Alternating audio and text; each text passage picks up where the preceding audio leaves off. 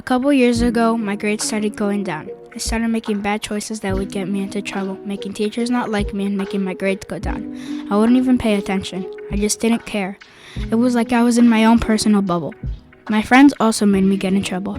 They would do something bad and I would take the blame. And when I did something bad, knowing I shouldn't have, they wouldn't even have my back or get in trouble or even take the blame for me. They would just laugh at me. Eventually, my parents found out and they told me I would have to take more responsibilities. I felt sad and frustrated, like I was drowning in a lava pool. They took away old things that made me happy, like hanging out with my friends, video games, and all my devices. And they became stricter. After a week, I didn't know what to do. I felt like I was in darkness, not knowing what to do or where to go. Finally, I realized that I had to study more. At first, I would study for 1 to 2 hours. I got a C minus. Then I showed my parents. They were pretty disappointed, but said, "Good try." Then I studied for longer, for 3 hours. I got a C plus. I was pretty happy, but my parents were still disappointed. But I wasn't. I knew my grades were going up slowly, but steady. A couple weeks went by and I got a B plus. Then it was the next week. It was a math test. I studied so hard. A day went by and it was 5th period. Math class. We got our test back. I flip over my test and see that I got an A. I actually got an A. I thought to myself. It was a little over a month that I got my grades back up by paying attention, focusing, and asking the questions I needed to. I got my old privileges back, but I had to leave my old friends, so I didn't have friends for about a week. But eventually, I made new friends. I made friends with people I never thought would be my friends. I would usually hang out with people like me, but these kids like building, books, and a little bit of sports, but not too much. Though it was unfortunate that my grades went down, it all worked out at the end.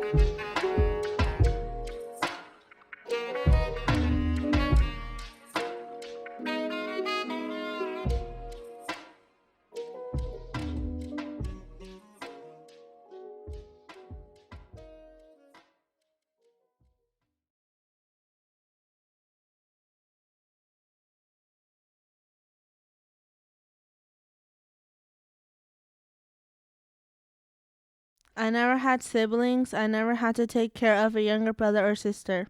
I only had to be responsible for myself. I always loved animals and always wanted a pet, something to care for. I love to watch my turtles swim in the water. I love to see their cute faces. I love turtles. My mom got my own turtle 3 years ago. When I first saw my new turtles, I felt happy and excited. We set up the tank and my mom came up with the name Bella and Fabio, and I liked the name. When we put them in the house, it was still peaceful.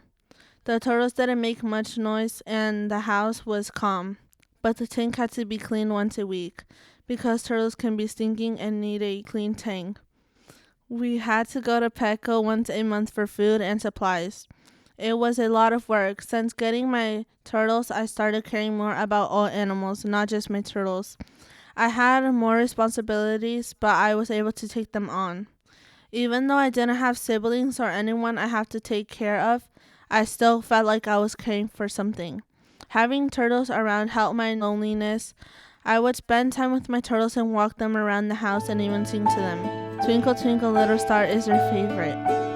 I'm grateful my mom got me the turtles because it taught me to be more responsible and had to take care of something other than myself. I show them off to my friend and everyone loves them. I feel safe knowing I have my turtles and never feel lonely because I know my turtles are always there. I hope one day I have a dog and I feel like I would do a great job with another animal. Because of that, I love all animals and I can take really good care of all animals and I'm passionate about all animals.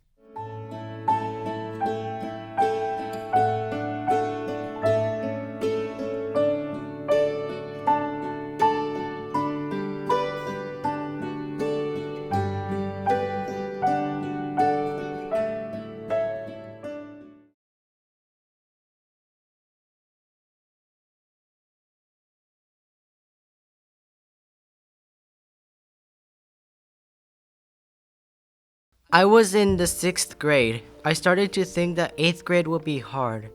I got nervous each day, and when I got into 8th grade, it was harder than I thought it was. I got stressed because there was a lot of homework, hard classes, tests, book reports, essays, etc.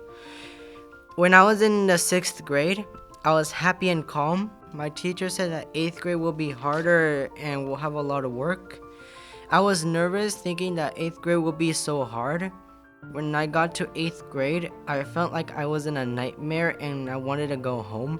The classes were hard and the homework was difficult. The questions were hard, the classes had harder work, the kids were noisy and some of them were mean. Homework at home is hard.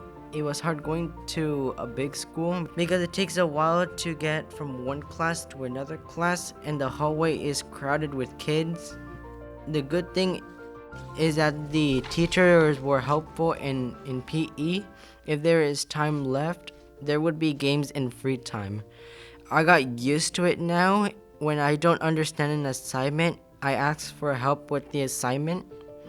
Even though there are homework that is hard, I can ask for help. In the future, I want to become a hardworking student.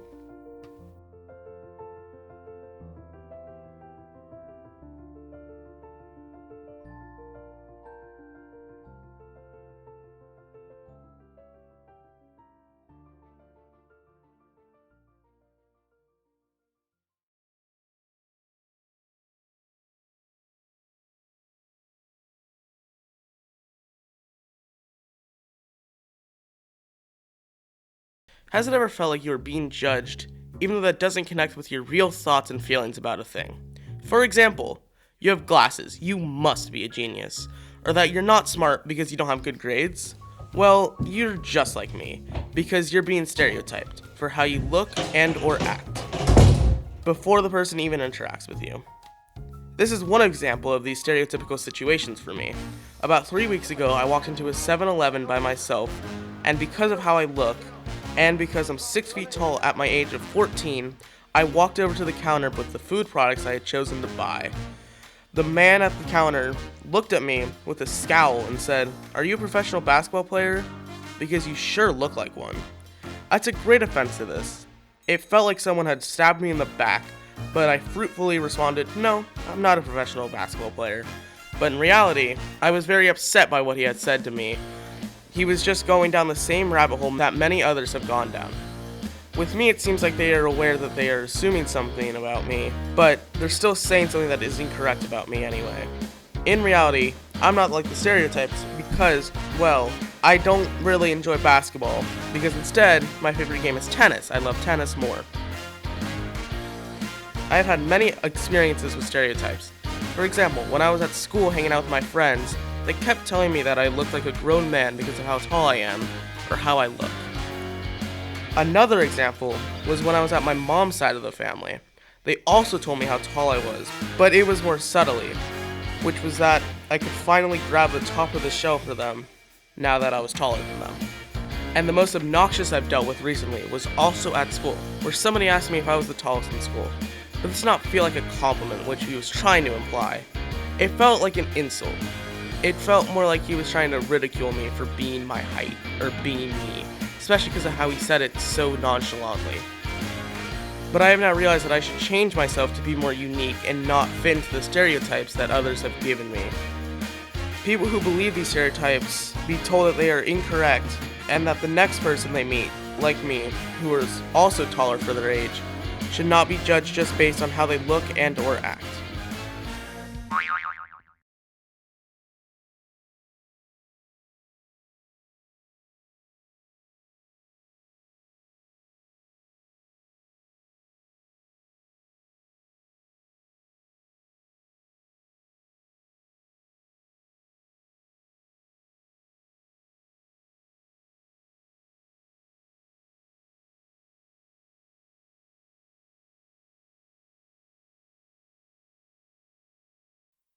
"11 days. It took 11 days for my life to change. It was cold in the police car. My bindings were ice and uncomfortable. The cop tried talking, but his voice fell on deaf ears. Glass. Like a toy in display case, I looked through a wall of glass. Not trusted to even eat with a fork. Sitting in a dull room, listening to distant monitors beeping in a symphony. The sixth great sonata. The great finale came when I was wheeled out into an ambulance. My relief was short-lived, for despite the table I was strapped to, I slipped into sleep. I woke up to movement. I was wheeled out into a dull building, stripped and donned with a pair of scrubs, before being ushered into a dark room. I woke up to a machine being strapped to my arm, and a doctor asking me questions. Later in the morning, I was given a pill.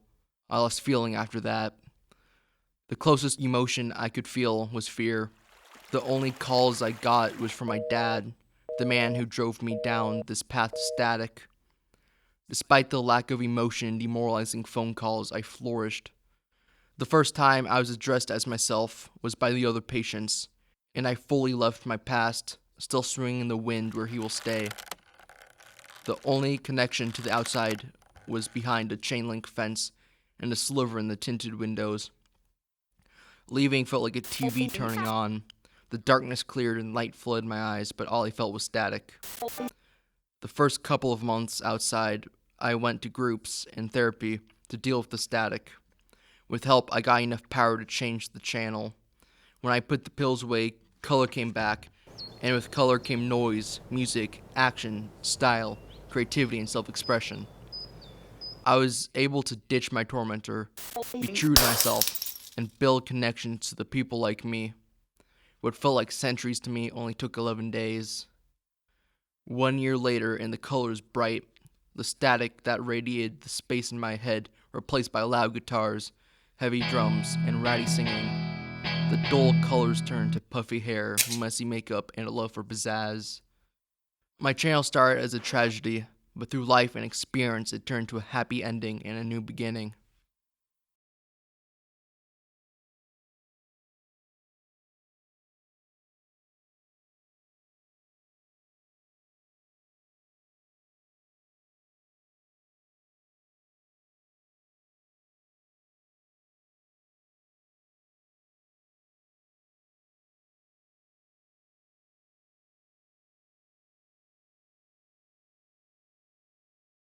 When I was younger, I always felt alone and had no one to play with. I am the youngest out of all my siblings, and I also live with my mom, who's often busy with work. I've always been wanting a dog to play with, hang around with, and also sleep with because my siblings are way older than me, and also because of my siblings live with his own mother in LA, and my other sibling lives in her own house with my nephew and nieces. I only see half of my dad's family on the weekends. My grandpa loved animals, and just like him, I care for all animals. I always wanted a dog because of the thought I will have someone there for me when I'm alone. One day I went to daycare, and at the end of the day we went to the park waiting for our guardians to pick us up. I then saw my dad holding a puppy. My heart was beating so fast of excitement. He then started to walk towards me. All my classmates started to run towards me and ask if they could pet my new puppy. I felt excited because I got my first puppy, and I also felt shocked because it was a surprise. I was happy because I was going home with a new best friend. Chico is his name. My dad named him that because he's small. I went everywhere with Chico. I took on responsibilities, looking out for Chico, walking him, giving him baths, feeding him, making sure he uses the bathroom, and cleaning up for him. My aunt and cousins and I take trips to Peru because we're from there. My mom and dad don't usually go with me on trips to Peru, but once I got Chico, my mom and my dad split the cost so Chico could go with me. I was so attached to my Chico that I would cry when I was without him, so having him with me on a big trip with me felt more calming. Chico grew on my mom. She loves him now. She loved Chico so much that we even got another dog. My grandmother surprised me with another dog when I got back from Peru. Zola is her name. My godmother knew I would be good at taking care of Zola. Zola is a little harder to take care of because her hair has to be trimmed, needs a deep wash, and she's fancier. Now Chico always has a friend when I'm not with him, and now I always have my dogs whenever I feel lonely. Chico and Zola mean the world to me. The true me is with Chico and Zola.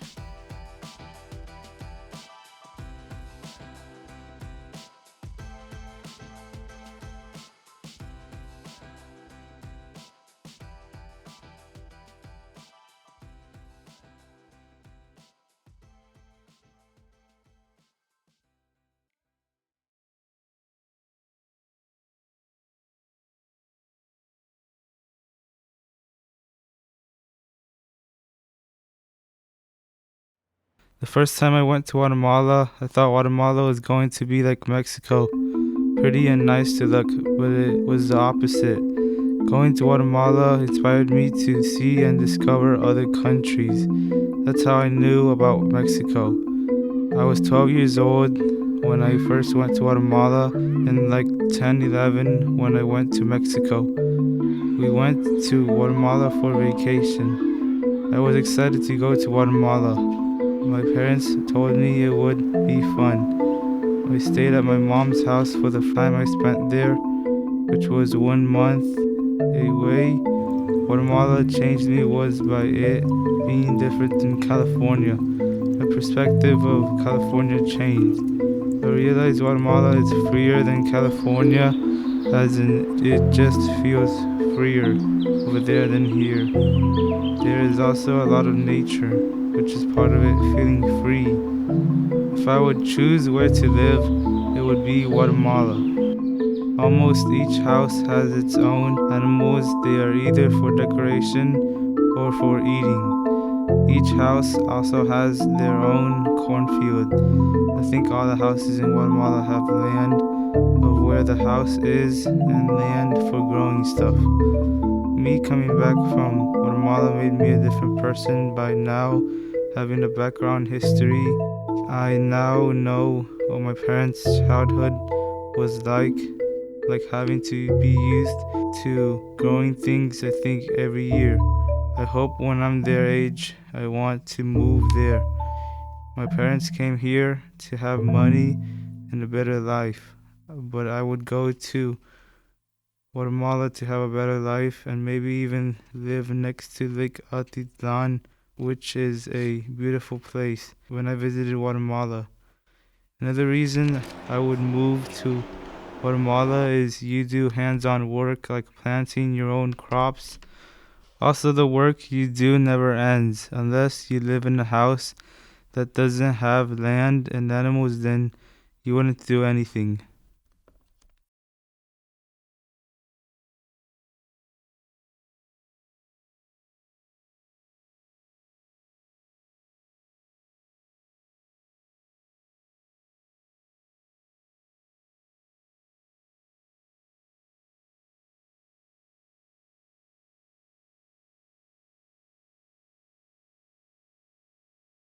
It all started in kindergarten. Wow, your art is so good. Can you draw something for me at lunch in the park? People would always compliment me about my art, and that would make me feel good and warm inside. I would feel confetti pop in my brain. First day of first grade. Can you please draw me? Everyone knew I was the best when it comes to self-portraits. My dream was that my art would soon become famous or in an art store just displaying. First day of second grade. That's so good. I love your dog drawing. I started improving my art skills even more than it was, including animals, mostly dogs. First day of third grade. Wow, that's so good. Where did he learn to draw cats like that? First day of fourth grade. Your drawing's nice today, I guess. Either way, did you hear about the new girl? She's really good at drawing. First day of fifth grade. I walked in class all confident because I had improved on all my art skills and I was ready with a pencil and paper in my hand when Sophia's kind of better than you, no offense, but hey, you're also kind of good. That day, I felt empty inside. It felt like a car drove over me. No, I wanted a car to drive over me. I felt like I wasn't good enough, like no matter how hard I tried, I would never be good enough. Sophia was always better at shading and drawing the human body, but I couldn't even shade. Every night, I would try to improve my art skills, tutorials by tutorials. I was sick of it, but every day she would get better and better without even trying hard. But me, thoughts would fly through my brain every day and night. You're not good enough. Sophia's better. meh, you're okay at drawing. I just wanted to scream in my pillow and just let all my feelings out. I felt like I was falling through a pitch black hole of nothingness until one day it would stop. But I thought it would never stop. I just wanted to go shopping or do something that would make me feel good or relaxed. I wanted to drink boba or go to the movie theater with friends. I wish I could be freed by everyone's expectations and be free like a bird or a tree. Even though trees are almost always have to be under people's expectations. One day at school, I remember something my dad would tell me almost every day. Nobody in life is perfect and nobody in life is born knowing everything. Those words made me feel good on the inside and outside. I thought to myself of what my dad said. Everything came clear and made sense to me. People, animals, trees, and everything are always under people's expectations. I also realized she can't draw everything good. Because no one can be good at drawing everything, not even me. I thought maybe she isn't as perfect at drawing as everyone thought she was. She just draws a different style of art. I started accepting how my art skills and styles were, and I felt good while drawing. Everybody draws different, and every picture, portrait, canvas, and drawing is good, even if it's just a stick figure or a flower with a sun in the corner.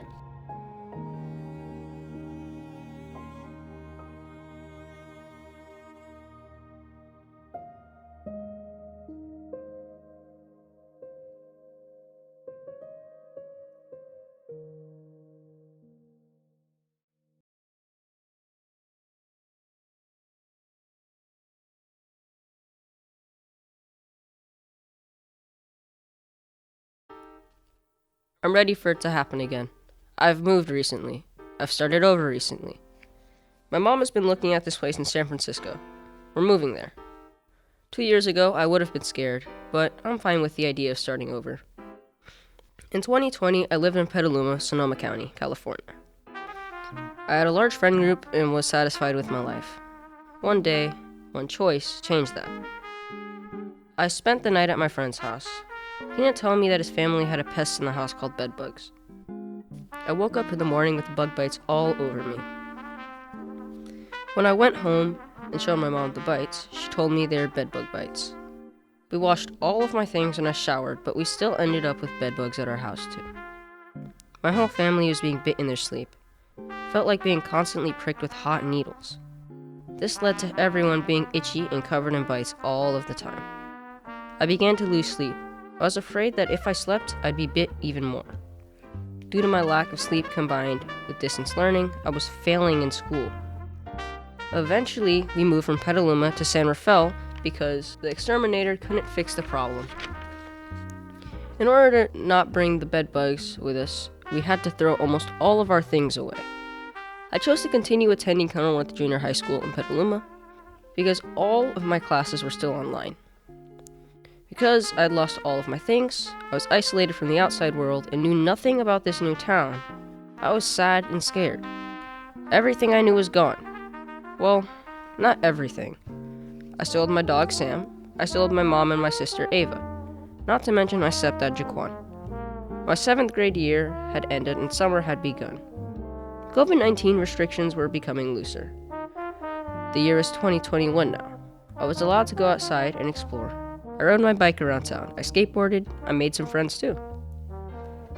My life was beginning to piece itself back together until school started. I was beginning my new school year, my 8th grade year at Miller Creek Middle School.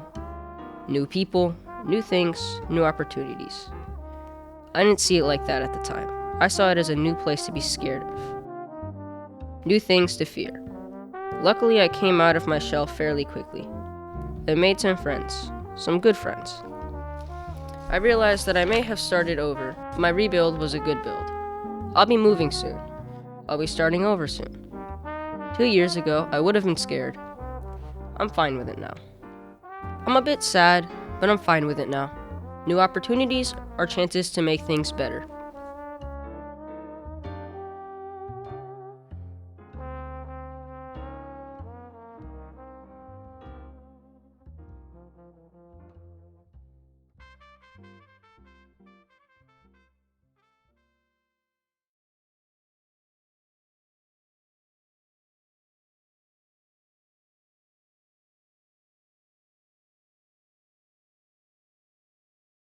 My name is Jackson Davidson. I'm a 17-year-old senior from Northern California. I'm the average teenage boy. I stay up late, play too many video games, and have a minor caffeine problem. I'm totally average, except for one thing. I wasn't born as Jackson, and I wasn't always a guy. I grew up as the average girl all through elementary school. I played games with my friends, had amazing grades, and was too shy to get into any trouble. My friend group was mostly girls, though I constantly tried to play with the boys too. When I was about 7 years old, I found myself looking in the mirror with my hair tied back and thought, I'd look good as a boy. I moved on and didn't think about it for 4 more years. When I was in 7th grade, I got my first smartphone. It had Instagram on it. One day at school, I overheard my best friends at the time talking about bisexuality. It was the first time I'd ever heard that word. I looked up on Instagram and found thousands of posts from accounts with queer admins. I looked up definitions for every word I didn't know. I had so many terms in front of me. All this free education at the touch of a finger. I joined queer chats, using different pronouns and terms I'd never used before. I started asking people to use they-them pronouns for me, and it felt so right. I came out as non-binary and asked everyone to call me Alex. I liked it because it was gender neutral. It all felt like me. It was about a year later I started using he-him pronouns. They felt right too, and I was confused. In my head, it was fine for other people to use multiple sets of pronouns, but through internalized transphobia, I felt invalid. I temporarily trashed my they-them pronouns, but he-him felt good too, so I turned to my old friend, the internet. But this time when I looked on the internet, instead of helping hands, I found a negative content creator. He was a trans man who made fun of trans people who were gender nonconforming or didn't try to pass 100% of the time. I watched his content until it was drilled into my brain that trans people were only valid in a certain way. I started trying so hard to pass my happiness was on the line. I wore clothes I didn't like because I thought it would help me pass better. I cut my hair shorter than I wanted it, just to pass. I was less happy. I started taking testosterone on June 19th, 2020. It helped me become more comfortable in myself. A few months into taking T, I started getting more comfortable wearing more feminine clothes and experimenting with androgyny. As my gender expression started fluctuating more, my firm views on my beliefs dissolved. I questioned how many of the creator's words were actually true, and how much was his own internalized transphobia. My phase of transphobia was finally over, and I was happier than ever.